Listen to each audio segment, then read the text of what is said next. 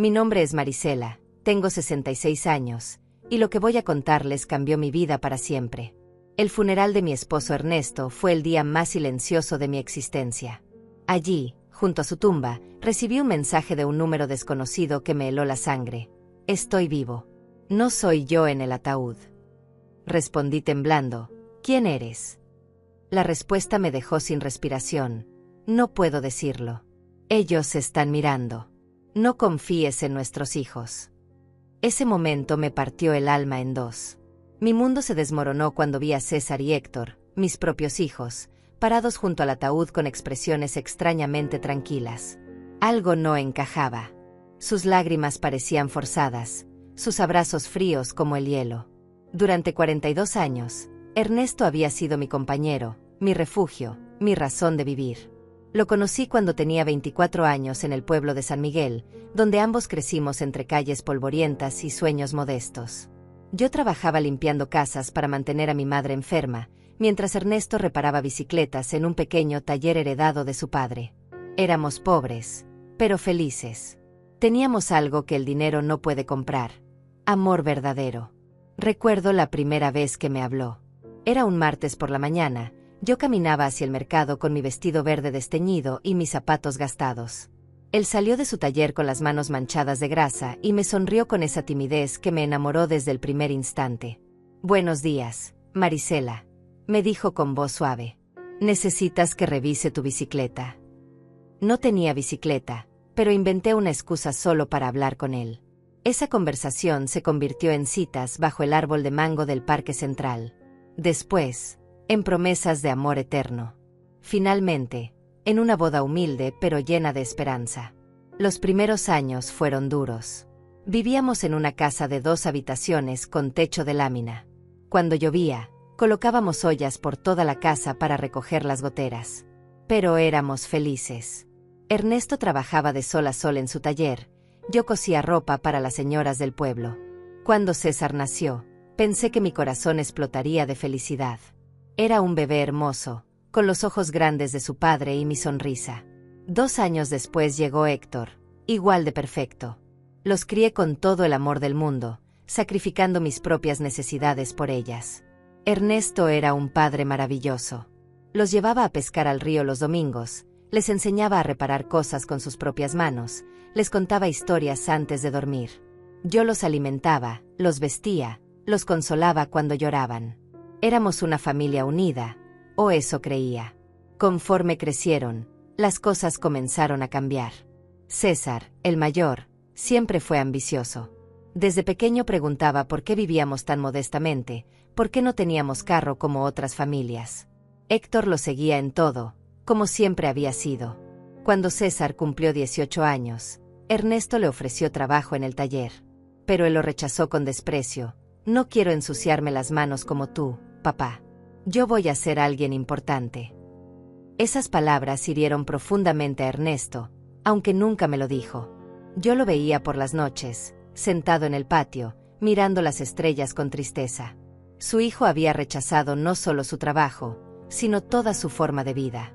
Los años pasaron y, sorprendentemente, César logró abrirse camino en el mundo de los negocios. Consiguió un trabajo en una empresa de bienes raíces en la capital. Héctor lo siguió poco después. Ambos comenzaron a ganar dinero, mucho más del que Ernesto y yo habíamos visto jamás. Al principio me sentí orgullosa. Mis hijos habían logrado lo que nosotros nunca pudimos: salir de la pobreza, tener una vida mejor. Pero poco a poco, esa alegría se convirtió en tristeza. Las visitas se volvieron menos frecuentes. Las llamadas más cortas. Cuando venían a vernos, llegaban en carros lujosos, vestidos con trajes caros, hablando de inversiones y propiedades. Nos miraban con una extraña mezcla de lástima y vergüenza. «Mamá», me decía César durante una de sus visitas esporádicas, «deberían mudarse a un lugar mejor.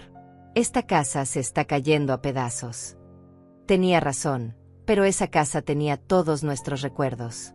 Era donde habíamos criado a nuestros hijos, donde habíamos compartido miles de comidas, donde habíamos envejecido juntos.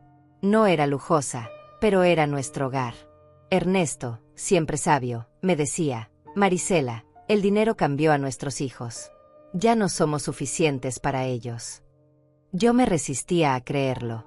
Seguía justificando sus ausencias, sus llamadas breves, sus promesas incumplidas. Están ocupados construyendo sus vidas, me repetía a mí misma. Algún día volverán a ser los niños cariñosos que criamos. Pero en el fondo de mi corazón, sabía que Ernesto tenía razón. Habíamos perdido a nuestros hijos mucho antes de que yo perdiera a mi esposo. Solo que aún no sabía hasta qué punto éramos extraños para ellos. El cambio más drástico llegó cuando César se casó con Yasmín, una mujer de la capital que nunca ocultó su desprecio por nuestro estilo de vida sencillo. La primera vez que la trajo a casa, llegó con tacones altos que se hundían en nuestro piso de tierra del patio, un vestido rojo elegante que parecía más costoso que todo lo que yo había usado en mi vida. «Mucho gusto», me dijo con una sonrisa forzada, extendiendo apenas las puntas de sus dedos para saludarme.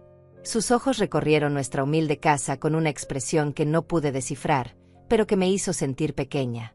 Durante la cena, Yasmín apenas probó la comida que había preparado con tanto cariño. Movía los frijoles en su plato, cortaba pequeños pedazos de pollo, pero casi no comía nada. César parecía nervioso, disculpándose constantemente por cosas que nunca antes le habían avergonzado. «La próxima vez los invitamos a un restaurante», le susurró a Yasmín, pensando que no lo escuchaba. Pero lo escuché. Cada palabra se clavó en mi corazón como un cuchillo. Héctor, por su parte, siguió soltero pero adoptó la misma actitud distante de su hermano. Sus visitas se limitaban a ocasiones especiales, y aún así, siempre parecía tener prisa por marcharse. Hablaba por teléfono constantemente, cerrando negocios incluso durante nuestras conversaciones. «Mamá, tengo que irme», me decía siempre antes de tiempo. «Tengo una reunión importante mañana temprano». Los domingos familiares se convirtieron en un recuerdo lejano. Las navidades se volvieron frías y protocolarias.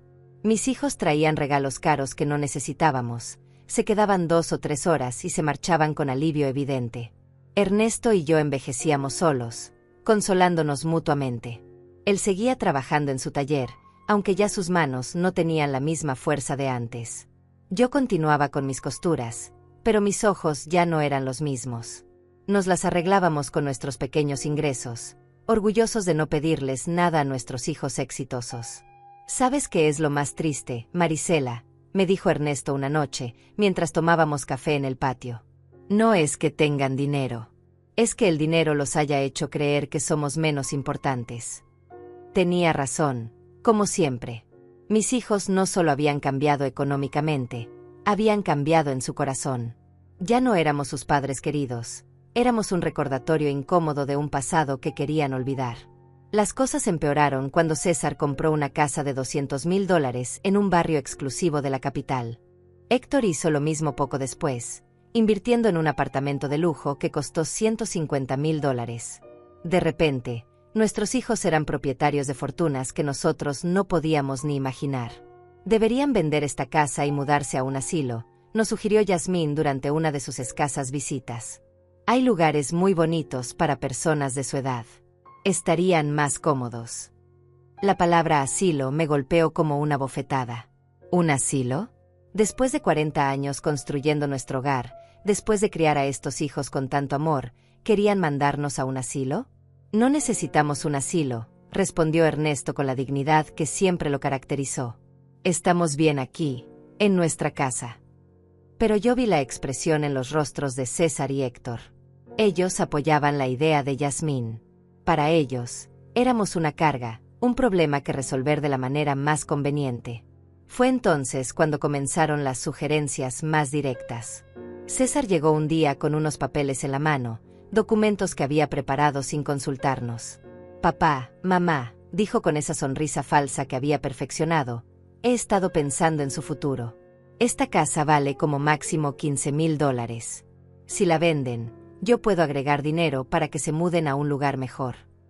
¿Un lugar mejor? Para nosotros no existía lugar mejor que el hogar donde habíamos sido felices durante décadas. Pero César no entendía eso. Para él, todo se reducía a números, a valores monetarios. «Además», continuó, «creo que papá debería jubilarse del taller. Ya tiene 70 años, es hora de descansar». Ernesto lo miró con una tristeza infinita. Hijo, trabajar no es una carga para mí. Es lo que me mantiene vivo, lo que le da sentido a mis días. Pero pueden lastimarse, insistió Héctor, apoyando a su hermano como siempre. A su edad, un accidente sería muy peligroso. Sus palabras sonaban preocupantes, pero yo percibía algo más detrás de ellas. Una impaciencia, una urgencia que no lograba entender completamente. Los meses siguientes fueron tensos. Mis hijos incrementaron la presión para que vendiéramos la casa. Trajeron a agentes inmobiliarios sin avisarnos, hicieron valuaciones sin nuestro permiso, incluso comenzaron a hablar de lo que sería mejor para todos.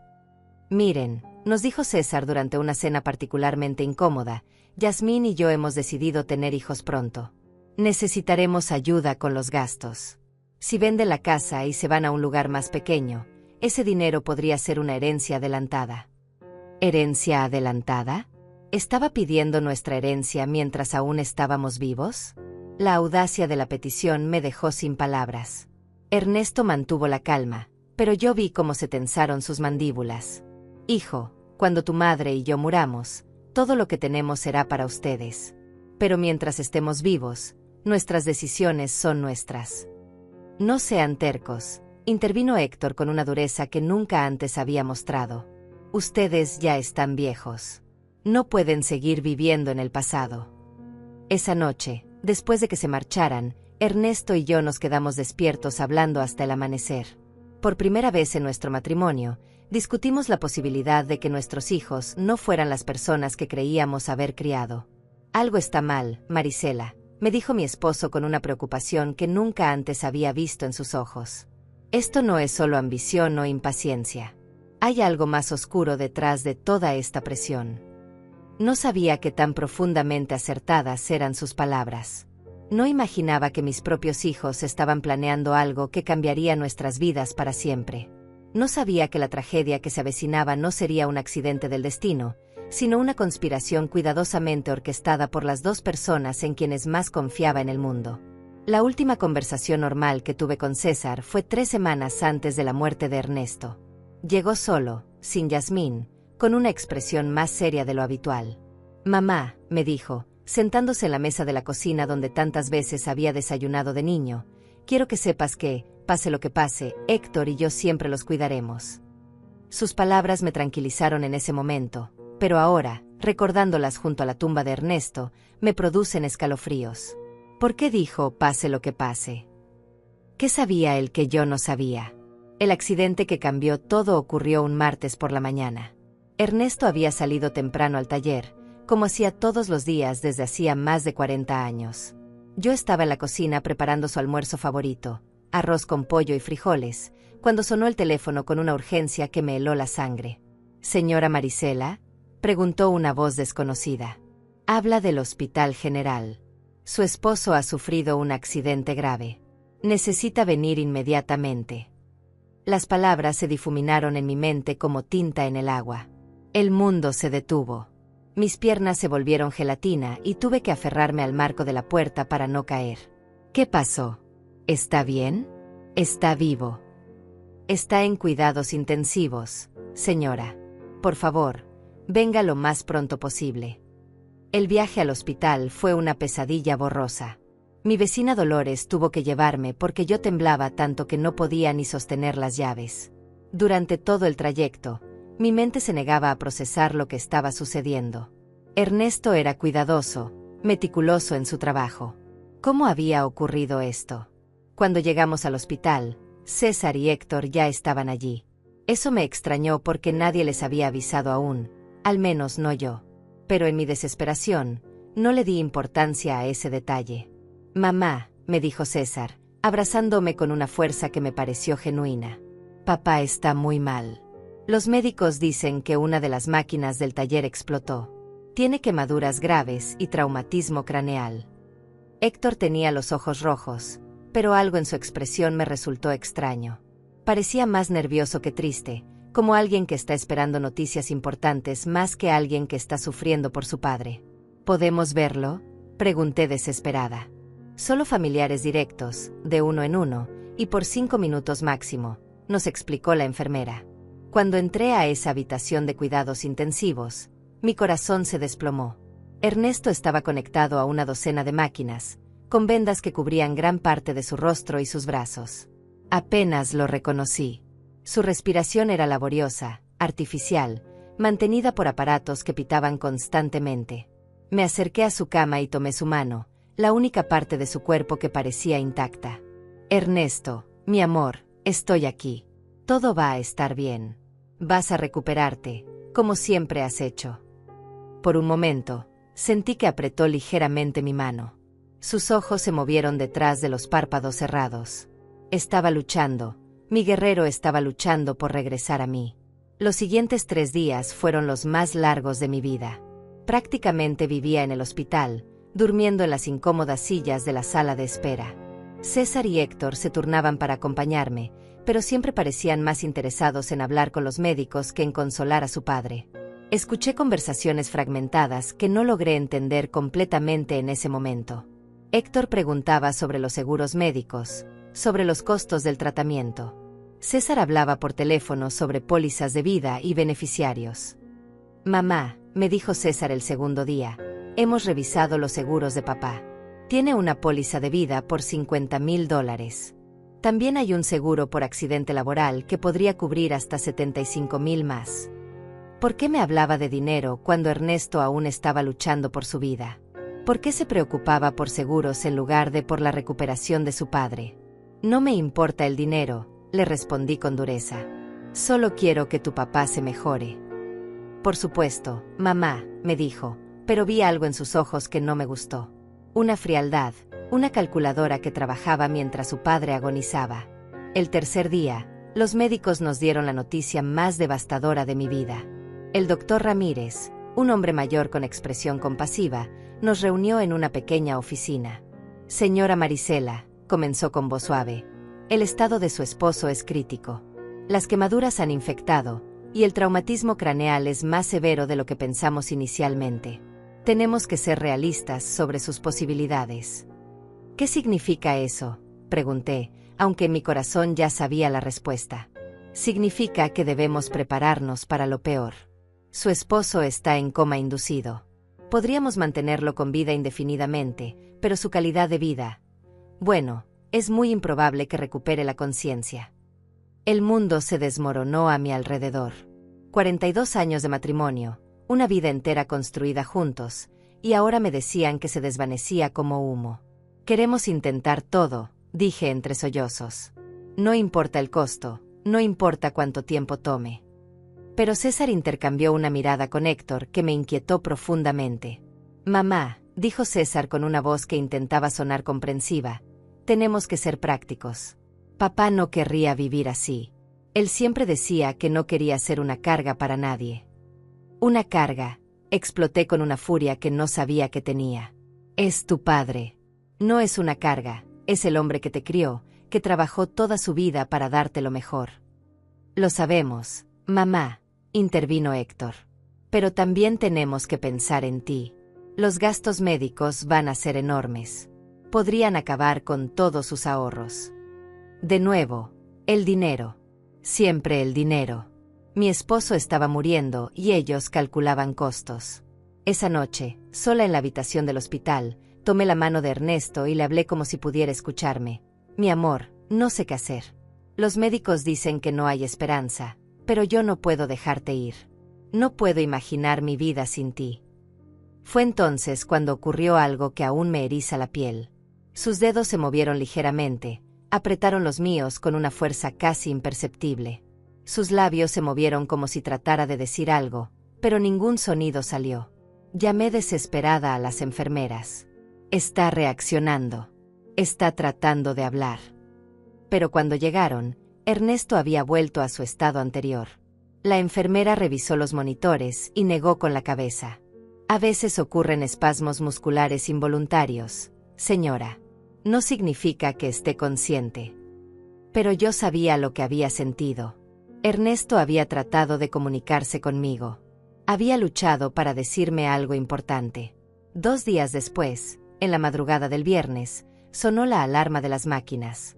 Las luces se encendieron, las enfermeras corrieron hacia la habitación de Ernesto. Yo estaba dormitando en el pasillo cuando el estruendo me despertó. «No, no, no», grité, corriendo hacia la habitación.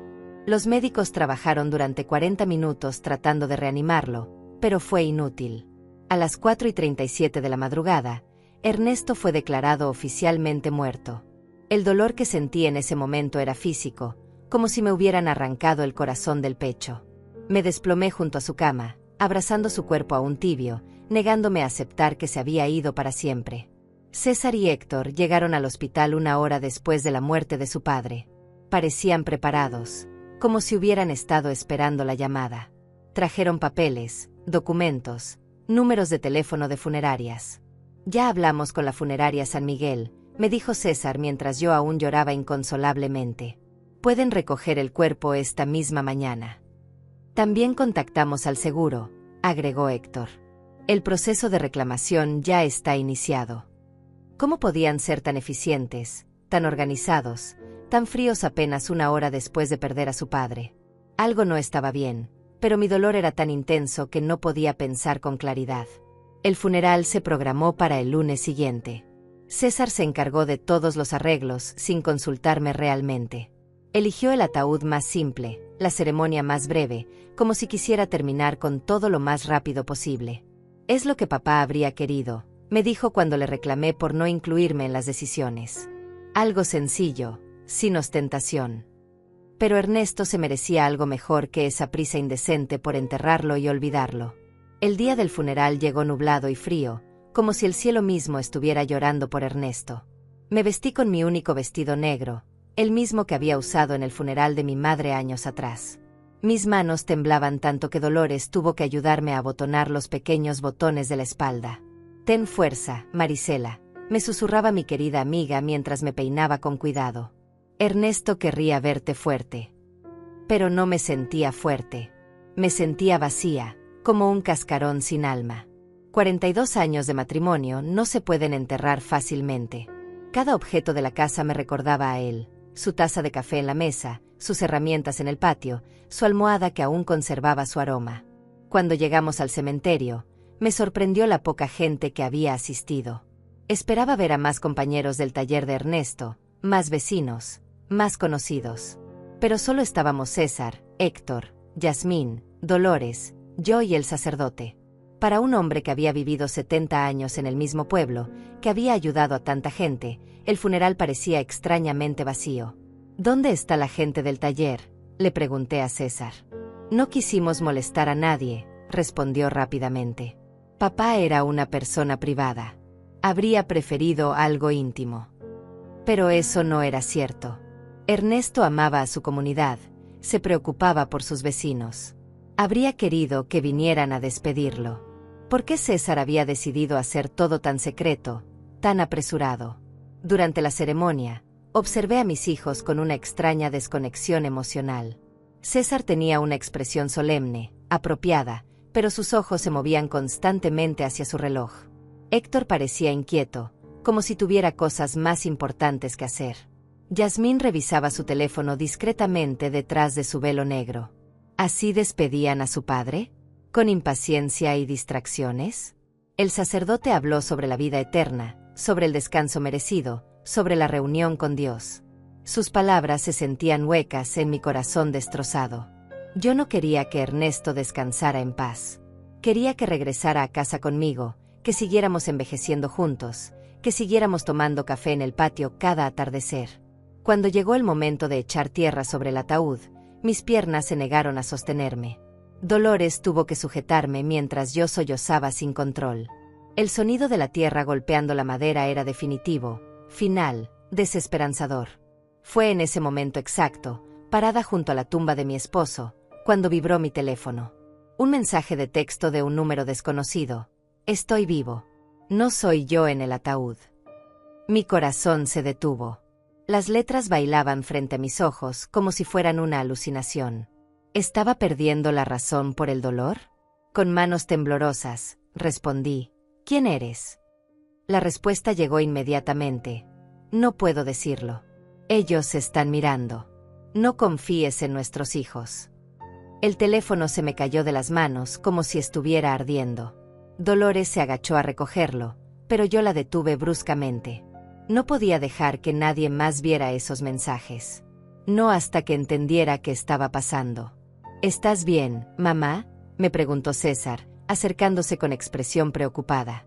Lo miré fijamente, tratando de encontrar alguna pista en su rostro. Sus ojos parecían sinceros, pero ahora cada gesto, cada palabra, cada expresión me resultaba sospechosa.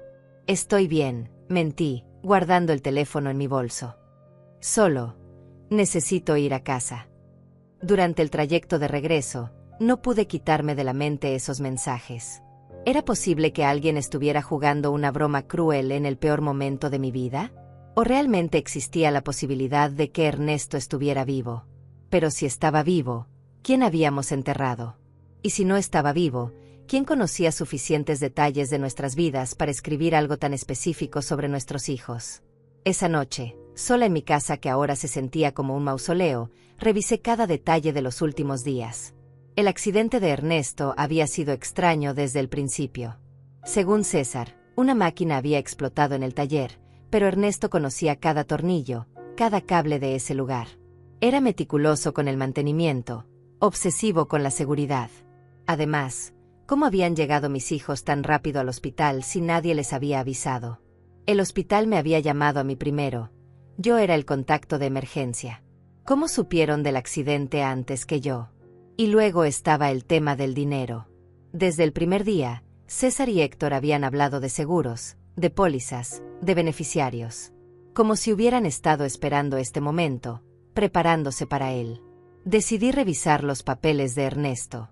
En su viejo escritorio de madera, guardaba todos los documentos importantes en una caja de metal. Pólizas de seguro, escrituras de la casa, documentos del taller, todo estaba allí. Encontré la póliza de seguro de vida de $50,000 que César había mencionado. Pero había algo que no recordaba. La póliza había sido actualizada apenas 6 meses atrás, aumentando la cobertura de $25,000 a $50,000. ¿Por qué Ernesto había aumentado su seguro de vida? Nunca me había mencionado ese cambio. Y más importante, ¿quién le había sugerido hacerlo? Seguí revisando y encontré algo aún más perturbador. Una póliza de seguro por accidente laboral que yo no conocía, contratada apenas 2 meses antes de su muerte. $75,000 en caso de muerte por accidente en el trabajo. $125,000 en total. Una fortuna para una familia como la nuestra, pero también una fortuna suficientemente tentadora para alguien sin escrúpulos. Mi teléfono vibró otra vez. Otro mensaje del mismo número desconocido. Revisa la cuenta del banco. Mira quién ha estado moviendo dinero. Esta vez no dudé. Ese alguien, quien quiera que fuese, sabía demasiado para ser un bromista.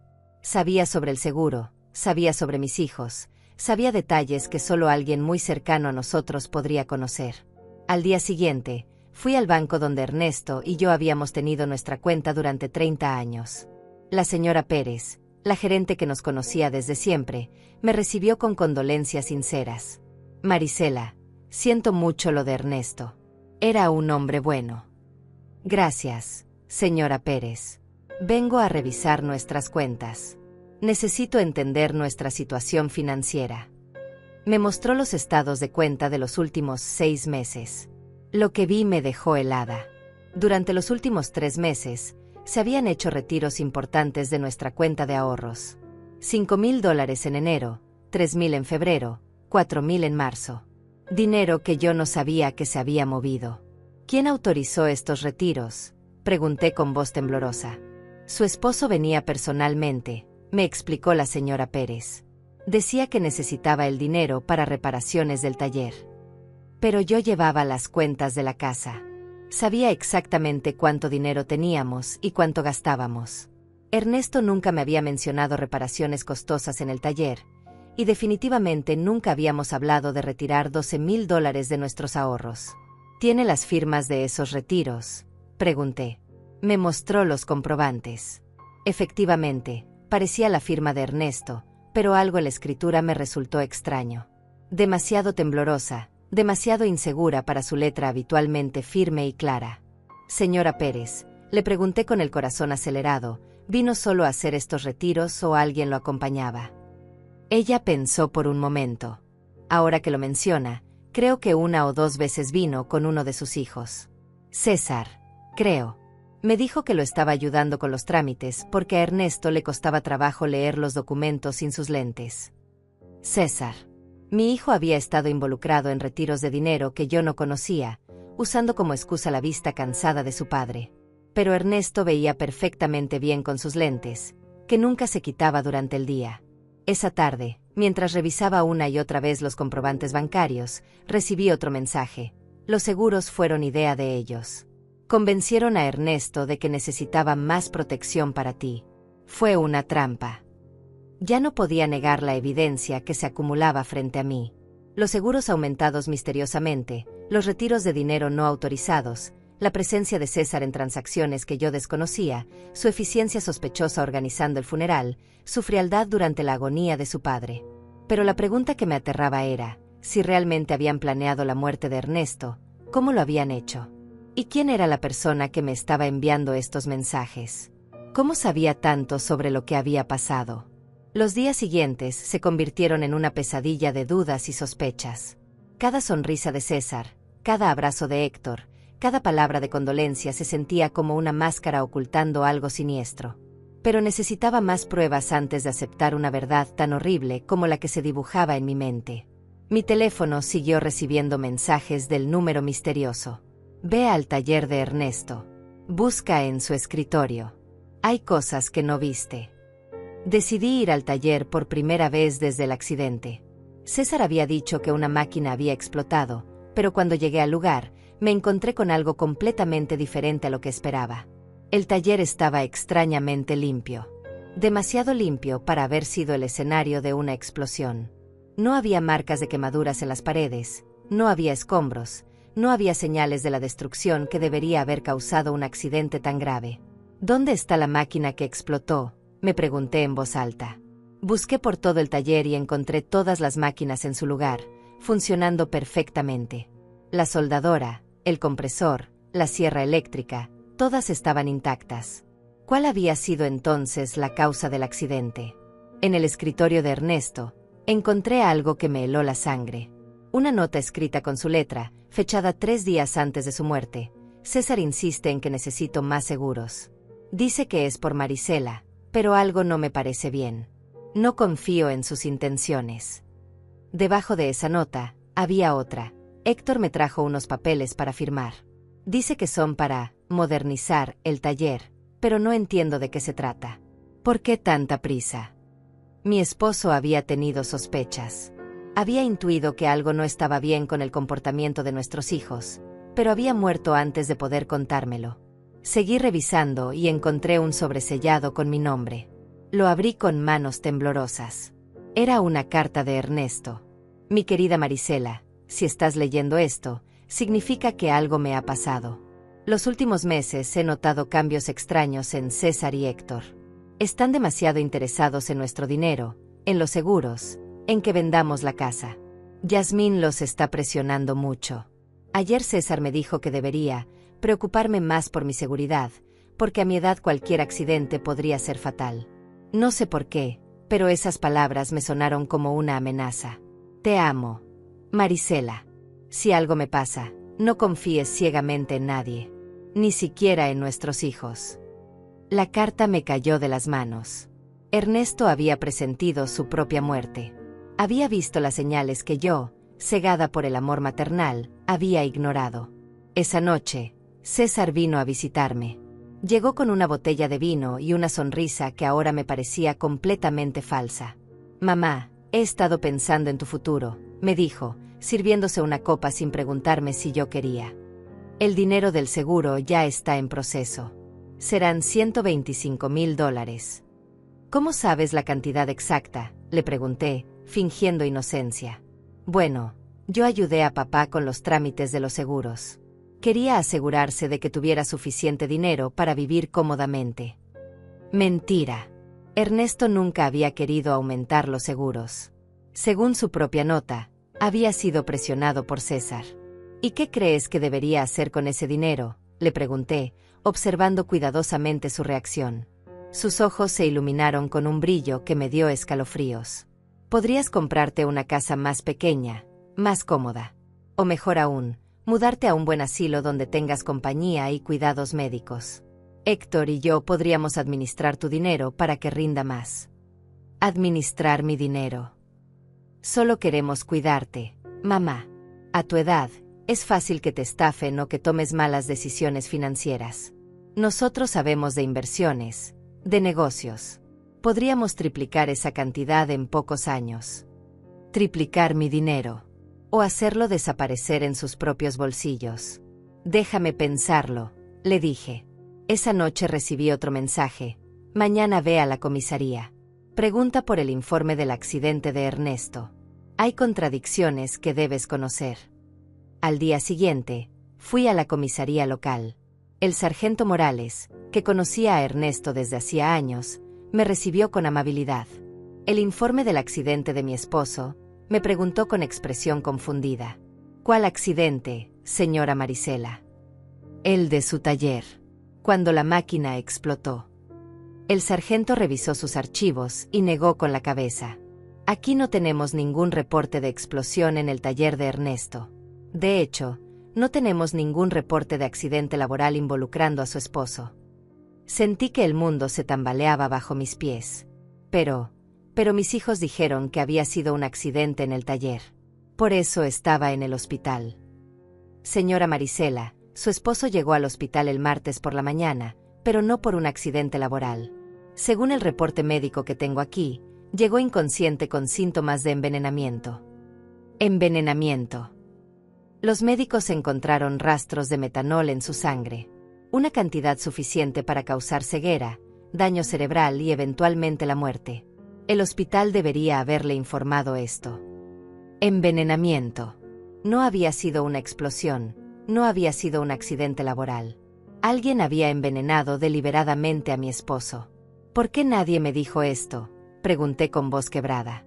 Los familiares directos que firmaron los papeles del hospital pidieron que la información se mantuviera confidencial para evitar especulaciones innecesarias.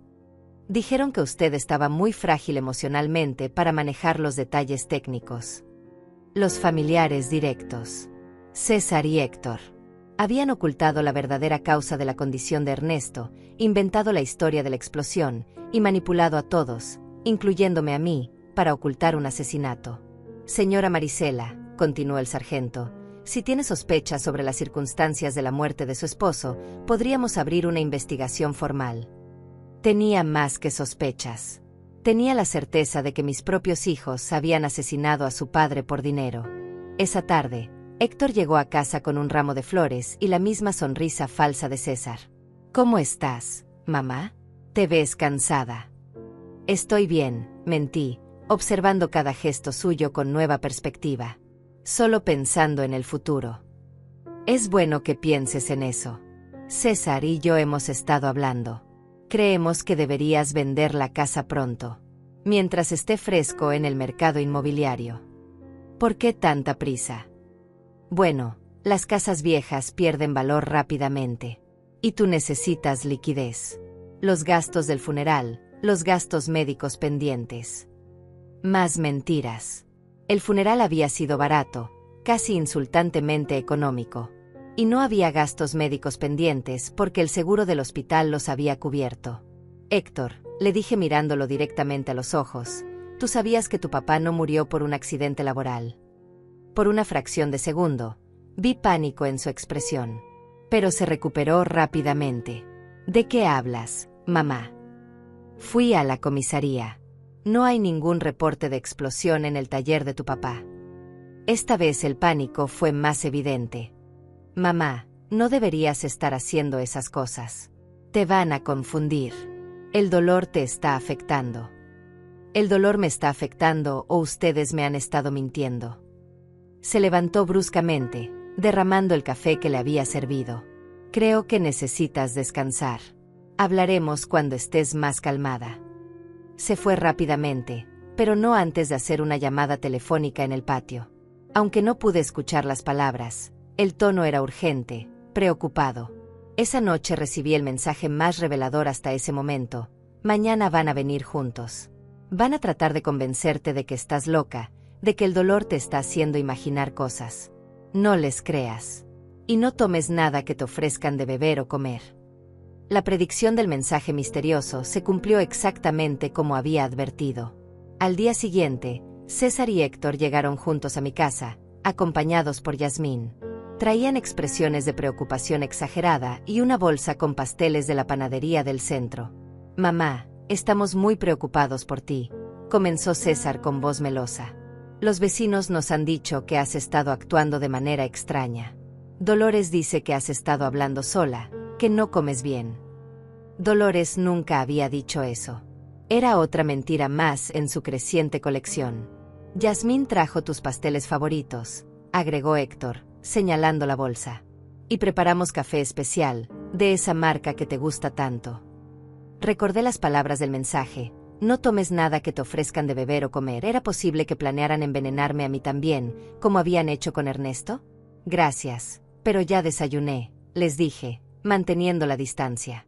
«Pero mamá», insistió Yasmín con una sonrisa que no llegaba a sus ojos, «necesitas alimentarte bien. Desde la muerte de papá Ernesto has perdido mucho peso». «Estoy bien», repetí firmemente. César intercambió una mirada significativa con Héctor. Era la misma mirada que habían compartido en el hospital cuando el médico nos dio el pronóstico de Ernesto. «Mamá», dijo César sentándose más cerca de mí, «queremos hablar contigo sobre algo importante. Héctor y yo hemos estado consultando con algunos doctores sobre tu comportamiento reciente». «¿Mi comportamiento?» «Sí. Las preguntas extrañas que has estado haciendo, las visitas a la comisaría, esa obsesión con detalles irrelevantes sobre papá. Es normal después de una pérdida tan grande, pero puede ser peligroso si no se trata». Héctor asintió gravemente. «Hablamos con el doctor Salinas.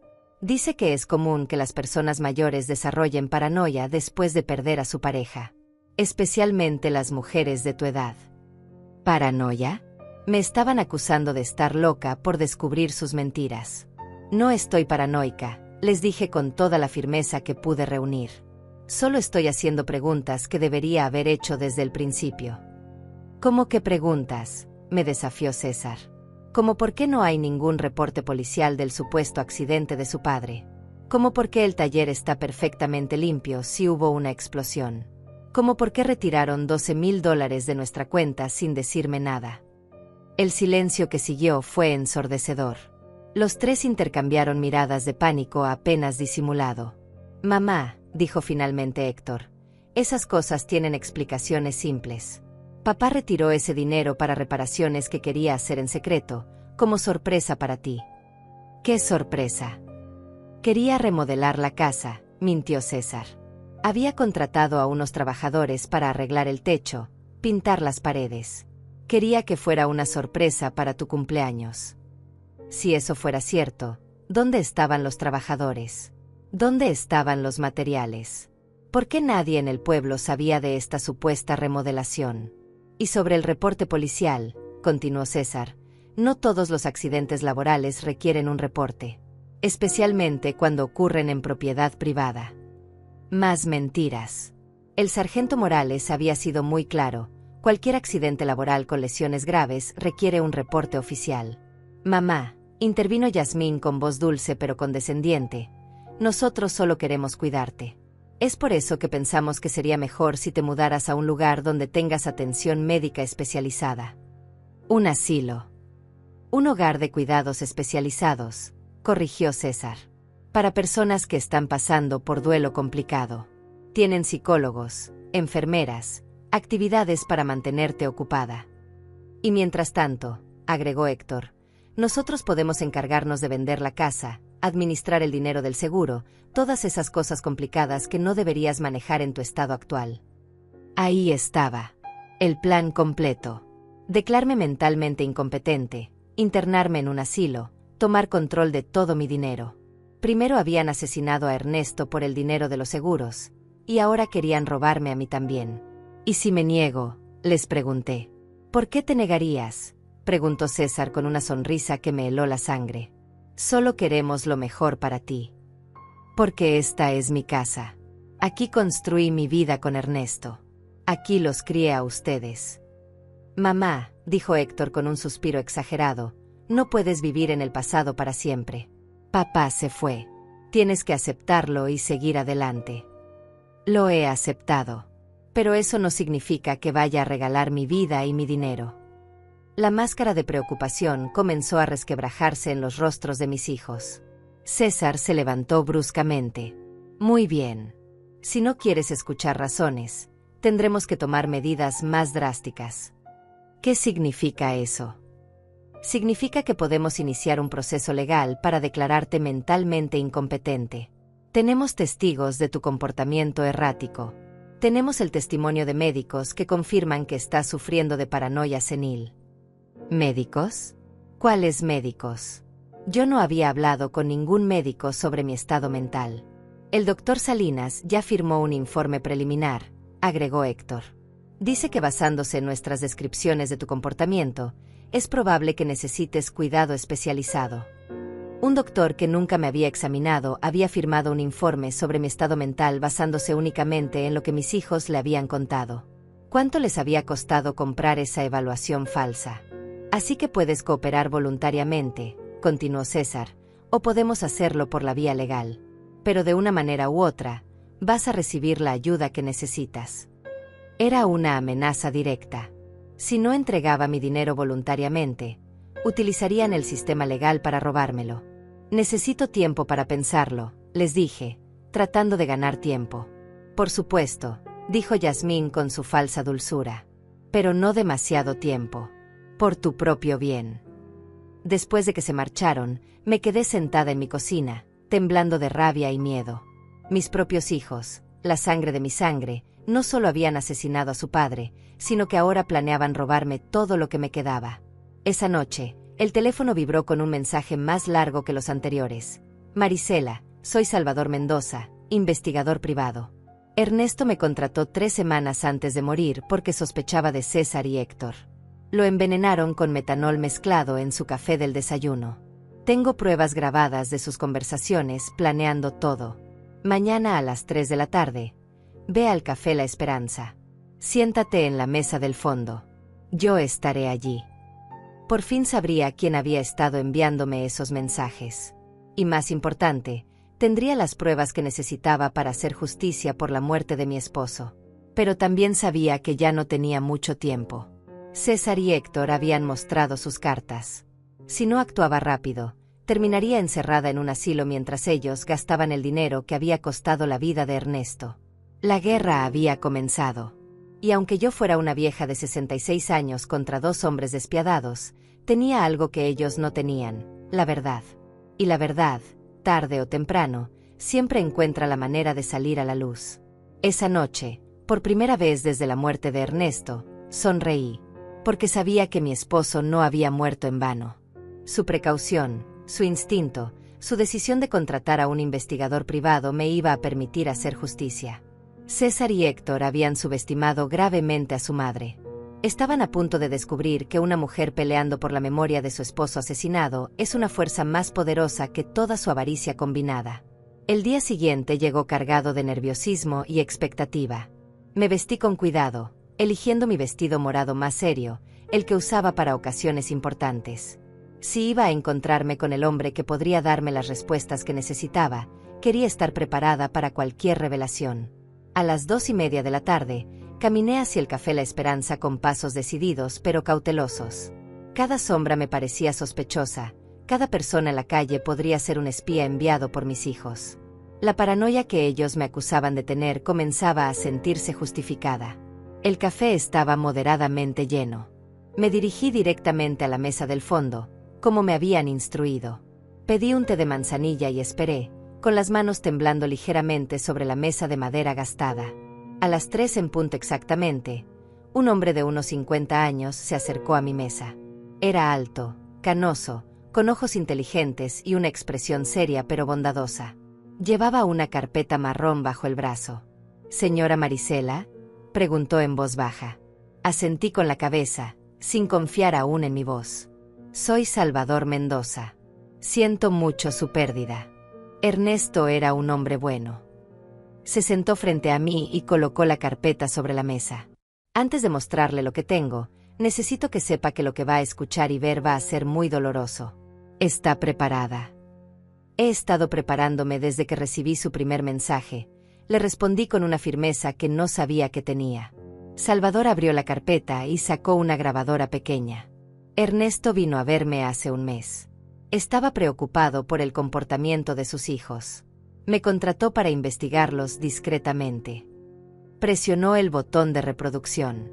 La voz de Ernesto, tan familiar y querida, llenó el pequeño espacio entre nosotros. Salvador, necesito que sepas que si algo me pasa, no será un accidente. César y Héctor han estado presionándome para aumentar mis seguros de vida. Ayer César me trajo papeles que decía eran para proteger mejor a Marisela, pero cuando los leí, me di cuenta de que también había cláusulas que los beneficiaban a ellos directamente. Mi corazón se aceleró. Escuchar la voz de Ernesto era como tenerlo de vuelta por unos minutos, pero sus palabras confirmaban mis peores sospechas. La grabación continuó. Héctor ha estado haciendo preguntas extrañas sobre mi rutina diaria.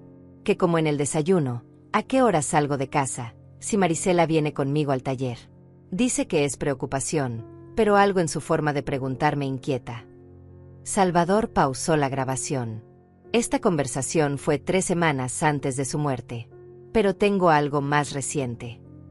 Reprodujo otra grabación, esta vez con la voz de César al fondo, hablando por teléfono. No podemos esperar más. El viejo está empezando a sospechar. Ayer me preguntó por qué estaba tan interesado en sus seguros. Sí, ya tengo el metanol. Funciona perfecto porque los síntomas parecen un ataque cardíaco o un derrame cerebral. No, mamá no va a ser problema. Después de que papá muera, ella estará tan destrozada que haremos lo que queramos con ella. Las lágrimas comenzaron a rodar por mis mejillas. Era la voz de mi hijo, mi propio hijo, planeando fríamente el asesinato de su padre. Hay más, dijo Salvador suavemente. Esta grabación es del día anterior a la muerte de Ernesto. Una nueva grabación comenzó. Esta vez era Héctor hablando con alguien. Todo está listo. Mañana César va a poner el metanol en el café de papá. Le dijimos que era un suplemento vitamínico especial que le recomendó un doctor. El idiota se lo va a tomar sin sospechar nada. ¿Los síntomas? Empezará con mareos y confusión. Luego pérdida de la vista, convulsiones, coma. Los médicos pensarán que es un derrame o un infarto.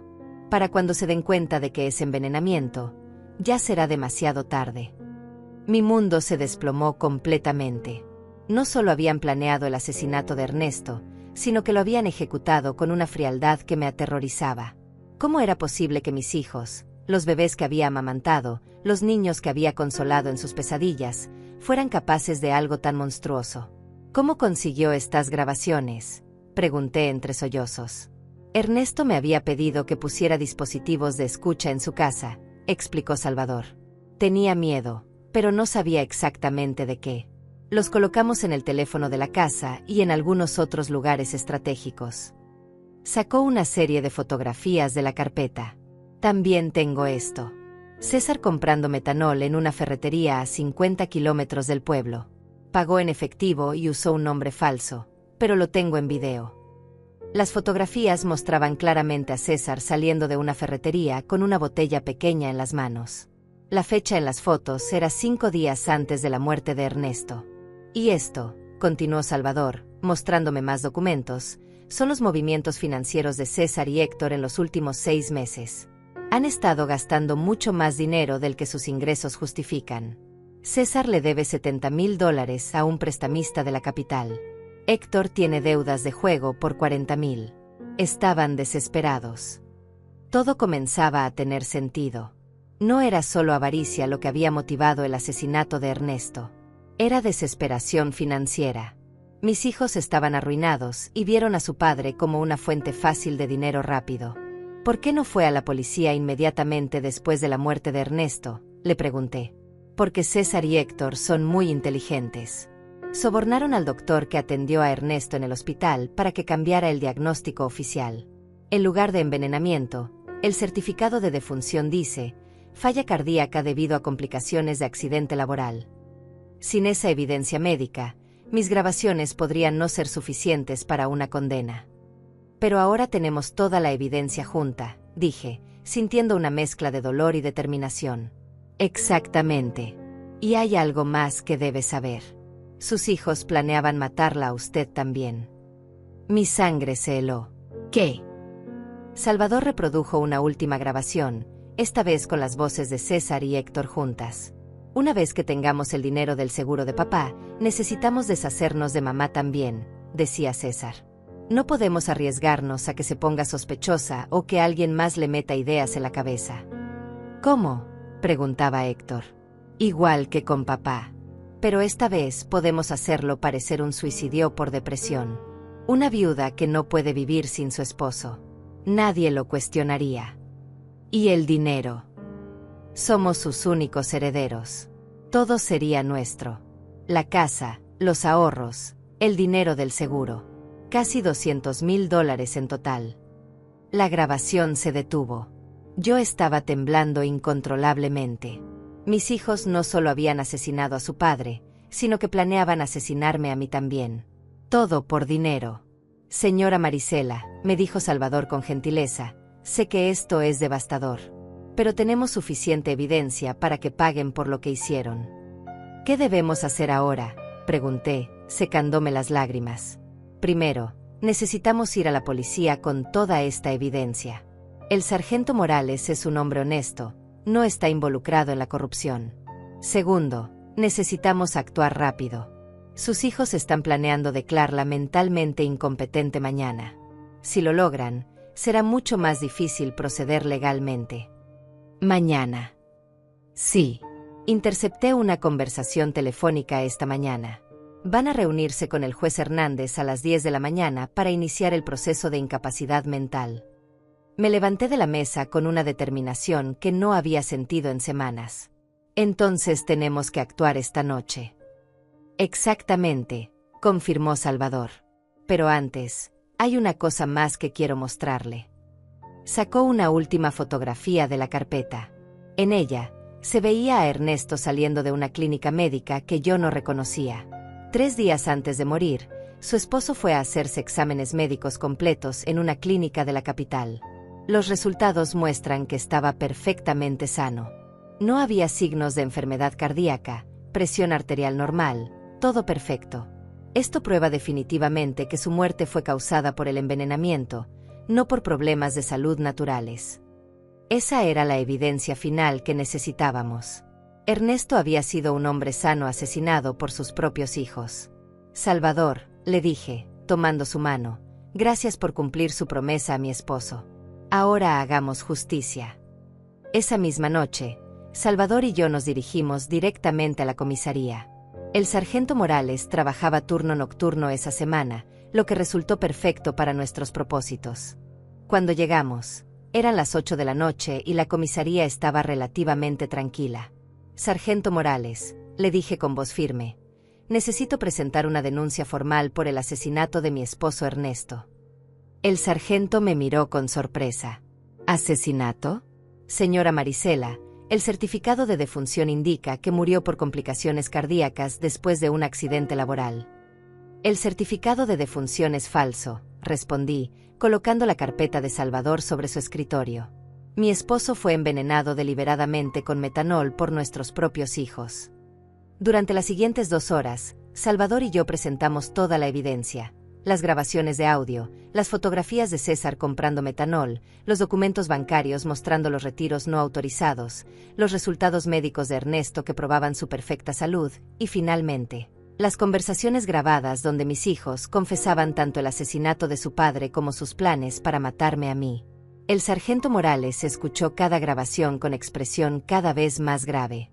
Cuando terminamos, se recostó en su silla y sacudió la cabeza con incredulidad. Esto es monstruoso, murmuró. ¿Está segura de que quiere proceder con esto, señora Marisela? Una vez que arrestemos a sus hijos, no habrá vuelta atrás. Sargento, le respondí con toda la dignidad que pude reunir, esos hombres asesinaron a mi esposo a sangre fría por dinero. Planeaban asesinarme a mí también. Ya no son mis hijos. Son criminales que deben pagar por sus crímenes. Necesitaremos que el médico forense exhume el cuerpo de Ernesto para confirmar la presencia de metanol, explicó el sargento. ¿Está preparada para eso? Haga lo que sea necesario, le respondí sin vacilar. El sargento Morales llamó inmediatamente al fiscal del distrito. A pesar de la hora tardía, la gravedad del caso hizo que el fiscal viniera personalmente a la comisaría. Después de revisar toda la evidencia, autorizó inmediatamente las órdenes de arresto para César y Héctor. Procederemos al amanecer, nos explicó el fiscal. Necesitamos asegurar que tengan todos los elementos de prueba antes de que puedan destruir cualquier evidencia adicional. Salvador me acompañó a casa esa noche. ¿Está segura de que estará bien sola?, me preguntó con preocupación. Estaré bien, le respondí. Después de todo lo que he descubierto, ya no tengo miedo. Tengo justicia de mi lado. No pude dormir esa noche. Me quedé sentada en la cocina, mirando las fotografías de Ernesto que teníamos en las paredes. Por primera vez desde su muerte, no sentía solo dolor. Sentía una extraña mezcla de tristeza y satisfacción, sabiendo que pronto habría justicia para su asesinato. A las 6 de la mañana, sonó mi teléfono. Era César. Mamá, necesito que vengas inmediatamente a casa de Héctor. Ha pasado algo terrible. ¿Qué pasó?, pregunté, fingiendo preocupación. Es mejor que te lo explique en persona. Por favor, ven rápido. Sabía que era una trampa. Después de escuchar las grabaciones la noche anterior, sabía que planeaban acelerar sus planes para deshacerse de mí. Pero también sabía que la policía ya estaba en camino para arrestarlos. Voy para allá, mentí. En lugar de ir a casa de Héctor, me quedé en mi cocina esperando. A las 7:30 de la mañana, vi desde mi ventana como varios coches de policía se dirigían hacia las casas de mis hijos en diferentes direcciones. Mi teléfono sonó repetidamente durante la siguiente hora. Primero César, luego Héctor, ambos con voces cada vez más desesperadas preguntando dónde estaba. Pero no respondí ninguna llamada. A las 9 de la mañana, el sargento Morales tocó a mi puerta. Señora Marisela, hemos arrestado a César y Héctor. Están bajo custodia policial, acusados de asesinato en primer grado y conspiración para cometer asesinato. Sentí que las piernas me temblaban, pero esta vez no era de miedo. Era de alivio. ¿Cómo reaccionaron?, pregunté. César negó todo al principio, pero cuando le reproducimos las grabaciones, se desplomó. Héctor trató de huir por la ventana trasera de su casa.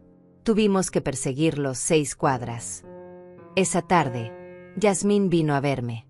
Llegó llorando, suplicante, completamente diferente a la mujer fría y calculadora que había conocido. Señora Marisela, por favor, tiene que retirar los cargos contra César. Él no es malo, solo estaba desesperado por las deudas. Yo lo presioné mucho para que encontrara dinero. Esto es culpa mía también. La miré sin una pizca de compasión. Yasmín, tu esposo envenenó a mi esposo.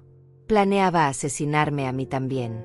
No hay explicación ni justificación para eso. Pero somos familia, gritó desesperada.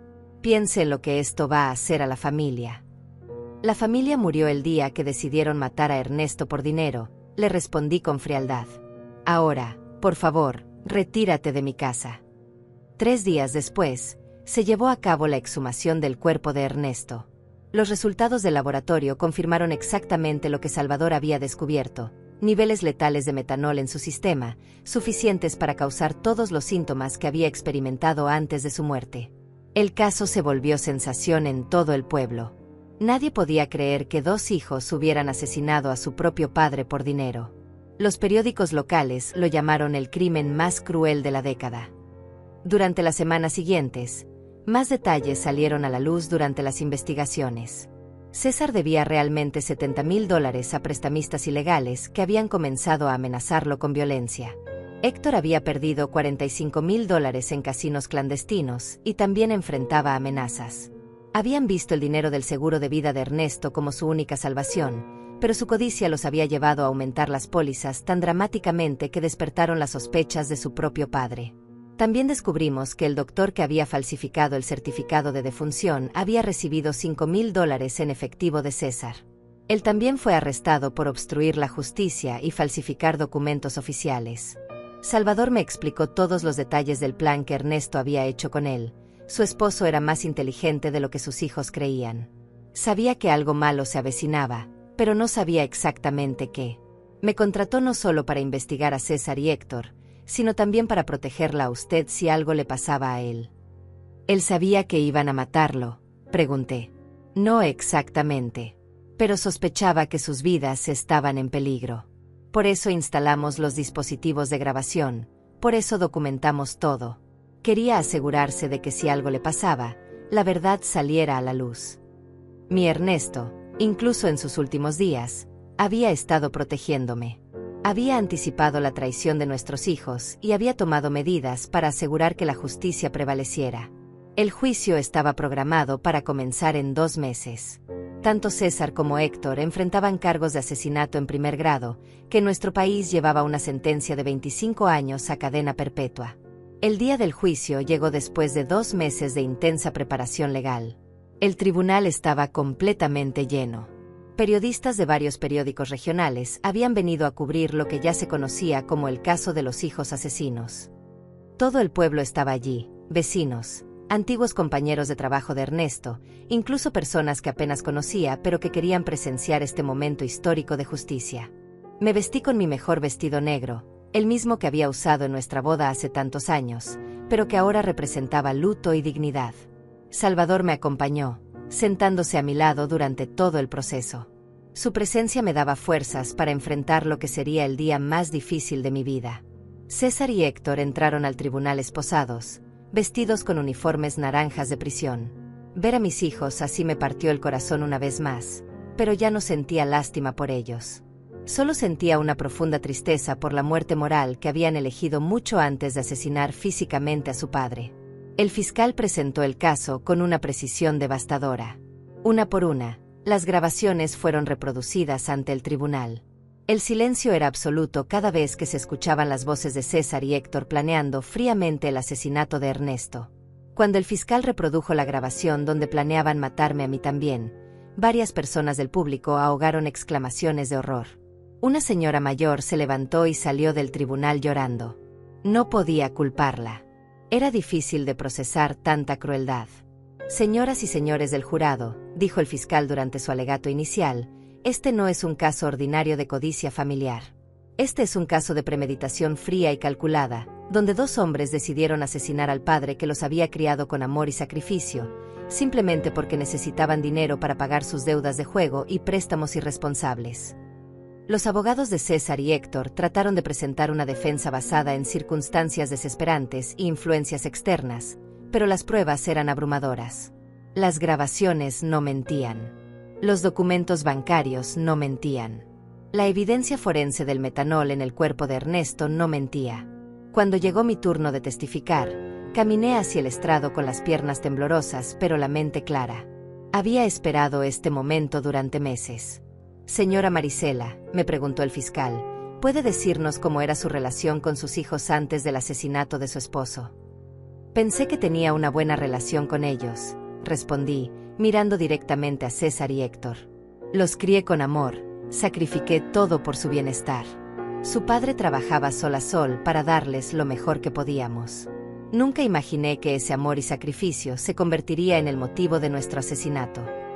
En algún momento sospechó que ellos podrían hacerle daño a su esposo. No, esa es la parte más dolorosa de todo esto. Confié en ellos completamente.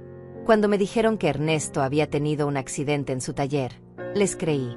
Cuando organizaron el funeral tan rápidamente, pensé que estaban siendo eficientes en su dolor. Nunca imaginé que estaban encubriendo un asesinato. César bajó la cabeza durante mi testimonio. Héctor me miró desafiante, pero vi lágrimas en sus ojos. Demasiado tarde para lágrimas. Demasiado tarde para arrepentimiento. El momento más dramático del juicio llegó cuando el fiscal decidió reproducir la grabación completa de la conversación donde planificaron mi propio asesinato. La voz de César llenó el tribunal. Una vez que tengamos el dinero del seguro de papá, necesitamos deshacernos de mamá también. No podemos arriesgarnos a que se ponga sospechosa. Un murmullo de horror recorrió el público. Varias personas se voltearon para mirarme con expresiones de incredulidad y compasión.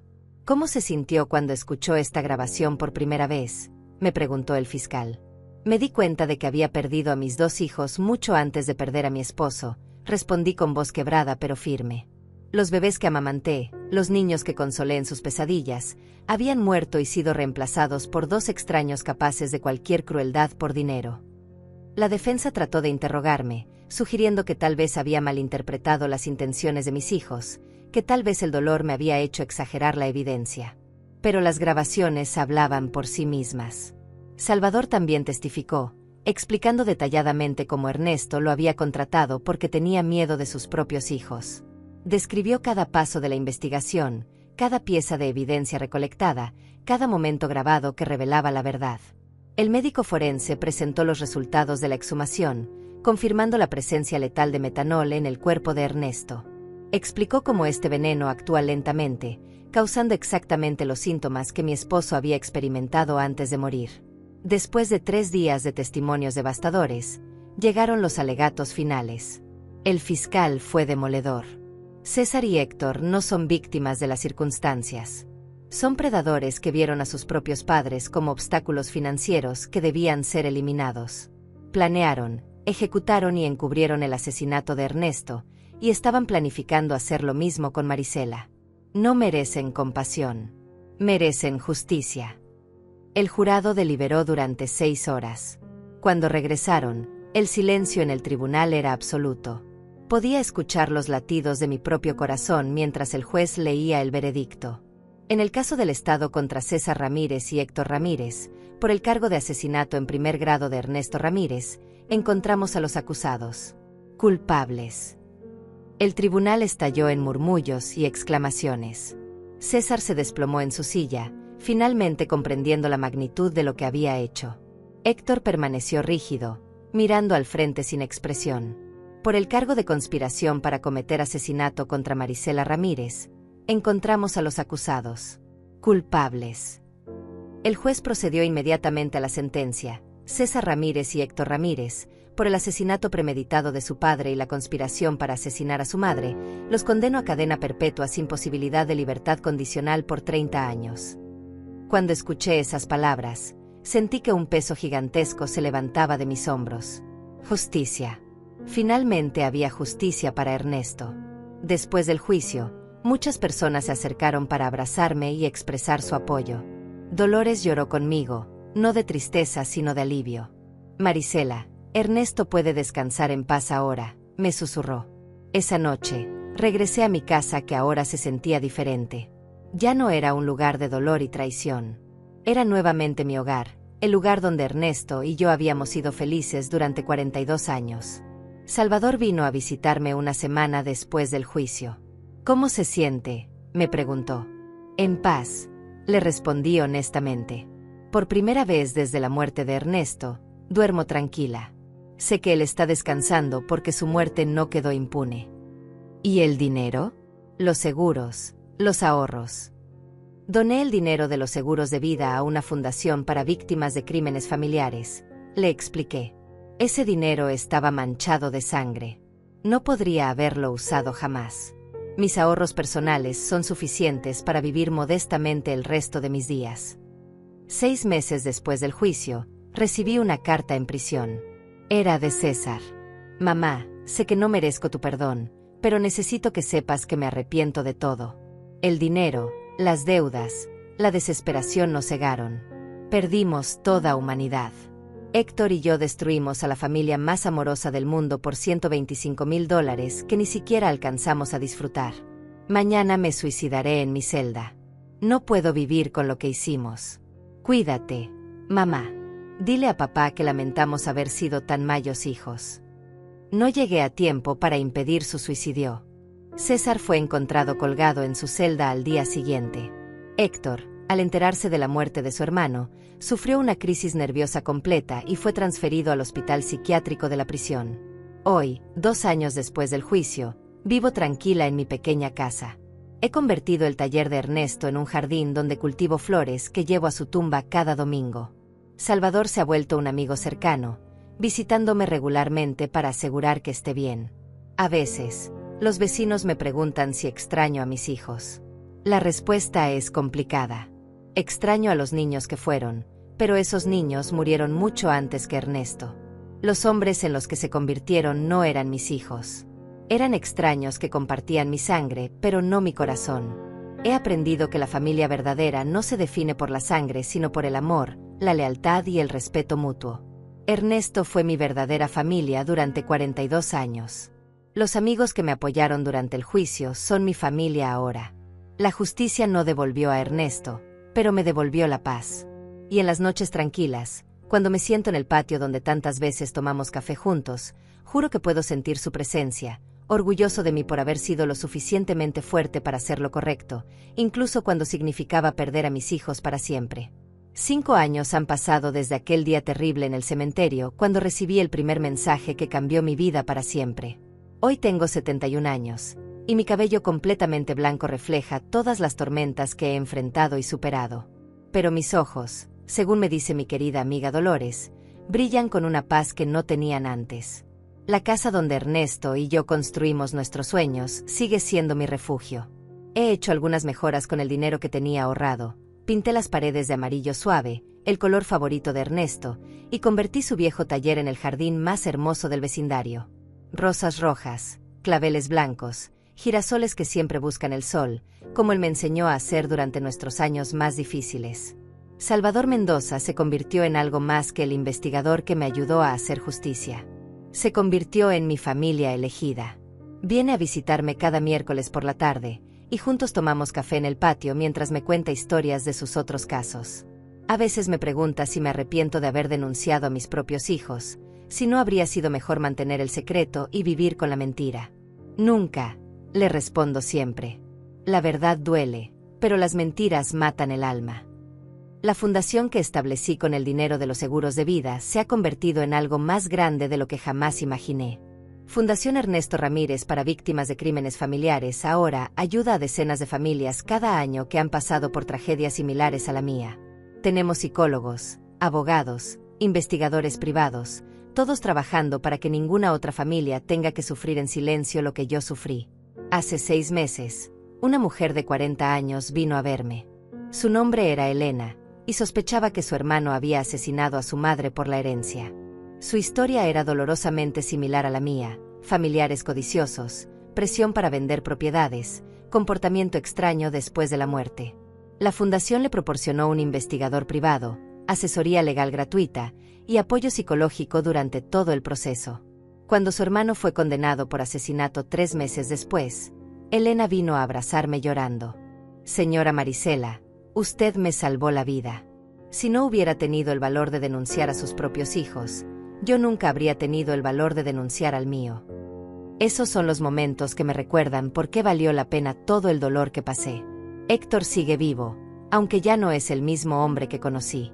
Después del suicidio de César, su mente se quebró completamente. Los doctores dicen que vive en un estado constante de culpa y paranoia, creyendo que Ernesto viene a visitarlo cada noche para reclamarle por el asesinato. Ha intentado suicidarse 3 veces, pero los guardias de la prisión lo mantienen bajo vigilancia constante. Recibo cartas suyas ocasionalmente. Son incoherentes, llenas de disculpas desesperadas y súplicas de perdón. Al principio las leía, buscando algún rastro del hijo que crié con tanto amor. Pero después me di cuenta de que leer esas cartas solo reabría heridas que ya habían sanado. Ahora las guardo sin abrir en una caja de zapatos. Tal vez algún día las lea. Tal vez no. Tengo derecho a proteger mi paz mental. Yasmín desapareció del pueblo inmediatamente después del juicio. Alguien me dijo que se mudó a la capital y cambió su nombre. No la culpo. Cargar con el apellido de un asesino no debe ser fácil. A veces me pregunto si sabía lo que César estaba planeando, si fue cómplice silenciosa del asesinato de Ernesto. Pero esas preguntas pertenecen al pasado, y yo he aprendido a vivir en el presente. El pueblo de San Miguel nunca olvidará el caso. Se ha convertido en una leyenda local, una historia que los padres les cuentan a sus hijos como advertencia sobre la codicia y la traición. Algunos me ven como una heroína, otros como una mujer cruel que envió a sus propios hijos a la cárcel. No me importa lo que piensen. Yo sé la verdad, y la verdad me ha dado la paz que necesitaba. Mi salud se mantiene sorprendentemente bien para mi edad. El médico dice que es porque finalmente pude liberarme del estrés y la tristeza que cargaba. El cuerpo sana cuando el corazón encuentra paz, me explicó durante mi última consulta. Los domingos por la mañana son mis favoritos. Corto flores frescas de mi jardín y camino hasta el cementerio para visitar la tumba de Ernesto. Su lápida ahora tiene una inscripción que mandé grabar después del juicio. Ernesto Ramírez. Esposo amado, padre traicionado, hombre honorable. Su amor fue más fuerte que su muerte. Le cuento todo lo que ha pasado durante la semana. Le hablo sobre la fundación, sobre las familias que hemos ayudado, sobre las cartas de agradecimiento que recibo de personas que encontraron justicia gracias a nuestra historia. Juro que puedo sentir su aprobación en el viento que mueve las hojas de los árboles cercanos. ¿Sabes qué es lo más extraño, mi amor?, le dije durante mi última visita. Ya no siento dolor cuando pienso en César y Héctor. Solo siento lástima. Lástima porque tuvieron todo el amor del mundo y eligieron el odio. Tuvieron una familia que los adoraba y eligieron la traición. Tuvieron la oportunidad de ser hombres honorables como tú, y eligieron ser asesinos.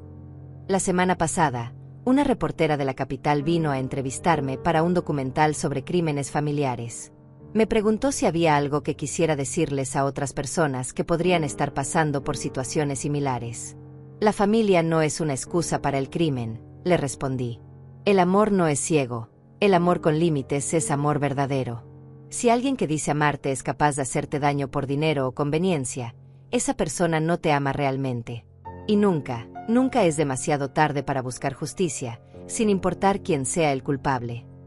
Este año, en el 5º aniversario de la muerte de Ernesto, organicé una ceremonia especial en su memoria. Vinieron más de 200 personas, vecinos, miembros de la fundación, familias que hemos ayudado, autoridades locales. Fue hermoso ver cómo su muerte, que comenzó como una tragedia, se había convertido en una fuerza para el bien en tantas vidas. Salvador dio un discurso emocionante. Ernesto Ramírez murió por la codicia de sus hijos, pero su legado vive en cada familia que encuentra justicia gracias a la valentía de su esposa. El mal intentó destruir su historia, pero el bien la convirtió en esperanza para otros. Por las noches, antes de dormir, a veces saco las fotografías viejas de cuando César y Héctor eran niños. Los veo jugando en el patio, abrazando a su padre, riéndose conmigo en navidades pasadas. Me permito llorar por esos niños inocentes que existieron una vez, antes de que la codicia los corrompiera completamente. Pero ya no lloro por los hombres en los que se convirtieron. Esos hombres eligieron su destino. Mi historia terminó siendo más grande que mi tragedia personal. Se ha convertido en un símbolo de que la justicia es posible, incluso cuando viene de las fuentes más inesperadas. Una viuda de 66 años demostró que la verdad es más poderosa que la mentira, que el amor verdadero es más fuerte que la traición, y que nunca es demasiado tarde para hacer lo correcto. Mañana es miércoles, y Salvador vendrá a tomar café como siempre. Le haré su pastel favorito y le contaré sobre las cartas de agradecimiento que llegaron esta semana. Después trabajaremos juntos en el jardín, plantando nuevas flores para la primavera. La vida continúa, más simple pero más auténtica que antes. He aprendido que la familia verdadera no se trata de sangre compartida, sino de valores compartidos, de respeto mutuo, de amor que nunca se convierte en daño. Ernesto, donde quiera que estés, espero que sepas que cumplí la promesa que te hice junto a tu tumba aquel día terrible. Encontré la verdad, busqué justicia, y convertí nuestro dolor en esperanza para otros. Tu muerte no fue en vano, mi amor. Nunca será en vano.